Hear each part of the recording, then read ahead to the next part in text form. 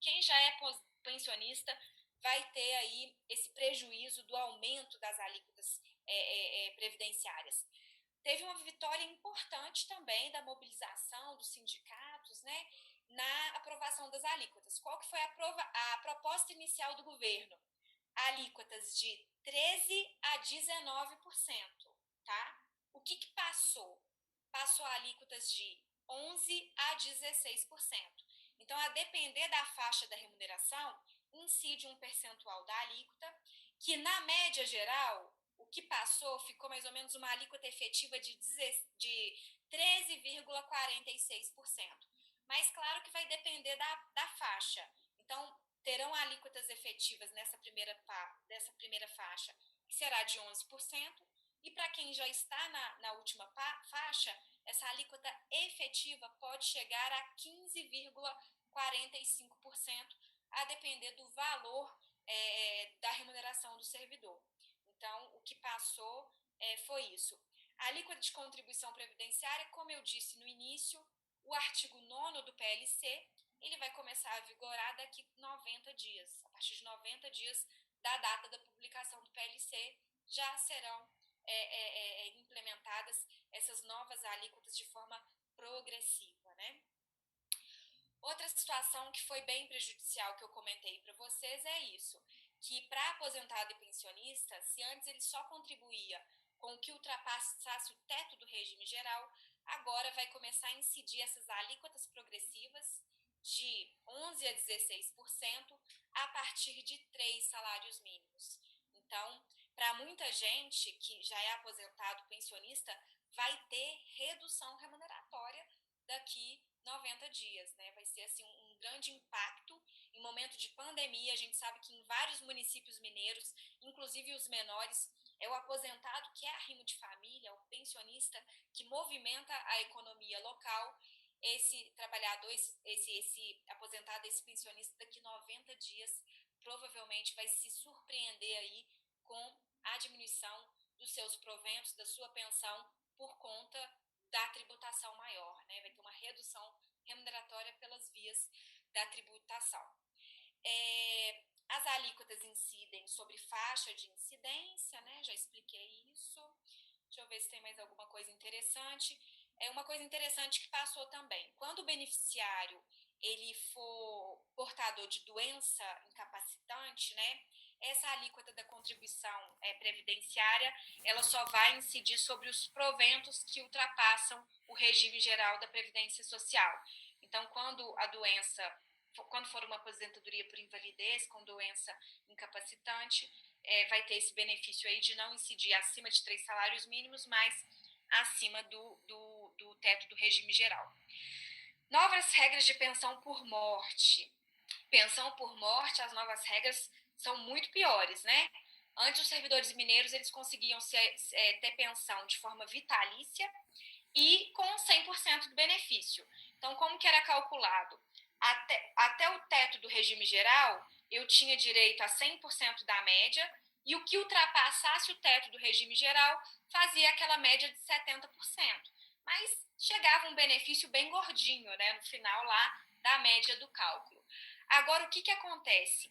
A pensão será uma cota familiar de 50% do valor da aposentadoria recebida pelo servidor, ou daquela que o servidor teria direito se fosse aposentado, se ele, por exemplo, se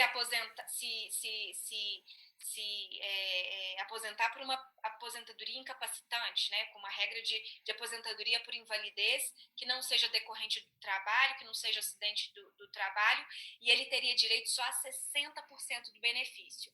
Então, vamos pensar, visualizar esse caso de um servidor de carreira policial que teve uma doença incapacitante, que não seja decorrente da sua atividade policial, e aí ele se aposenta por invalidez, vai ter direito a um benefício só de 60%, e se ele falecer e deixar a pensão para os seus dependentes, esse dependente vai ter 50% de cota familiar, mais 10% por dependente, sobre esse valor de 60%.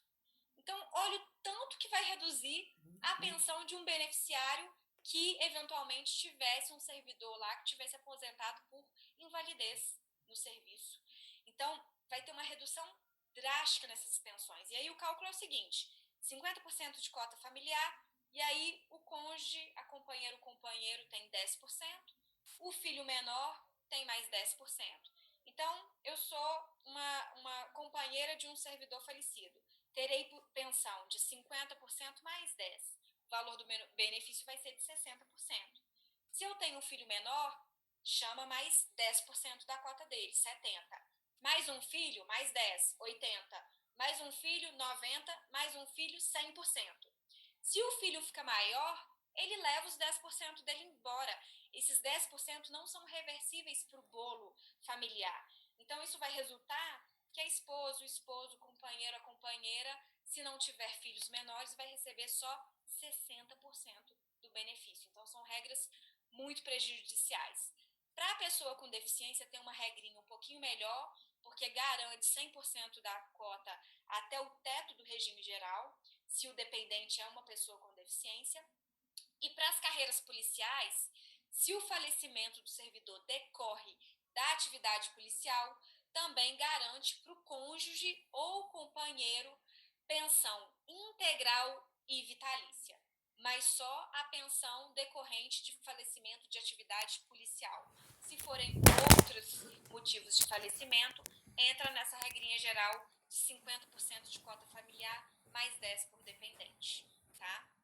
Isso aí é a fórmula do cálculo. Perda da idade, da qualidade de dependente, regra geral, vai depender do tempo de casamento, da idade do cônjuge. Se, por exemplo, só quando o cônjuge ou companheiro ou companheira tiver mais de 44 anos, é que a pensão vai ser vitalícia, tá? Se, por exemplo, o servidor falece com um casamento ou união estável menor de 2 anos, a pensão vai ser só por 4 meses. Então, varia aí as várias situações, a depender da idade do dependente e do tempo de casamento, vai variando a quantidade de tempo que ele vai receber de pensão.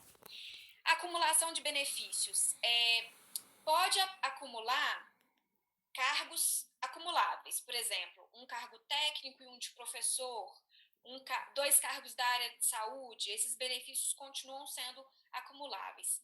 Mas benefícios, por exemplo, pensão com aposentadoria, pensão com pensão, passa a ter uma regrinha da seguinte forma: eu escolho o benefício de maior valor e recebo só um percentual do outro benefício, seja ele aposentadoria ou pensão. Então, por exemplo, sou uma servidora aposentada e vou receber uma pensão do meu falecido marido. Eu vou optar ou pela minha aposentadoria ou pela pensão dele, o que for maior, e só vou receber um percentual do outro benefício. Aposentadorias, acumulação de aposentadorias de regimes diferentes, ainda continue a possibilidade de acumular de forma integral. Então, eu ainda posso ter uma aposentadoria do regime próprio e uma aposentadoria do regime geral. Isso é muito comum para os servidores da área da saúde. Não sei se aplica muito para os casos de carreiras policiais. Mas então a regra geral agora é essa: eu escolho o maior benefício e tenho só um percentual do outro benefício a depender do valor. Último slide,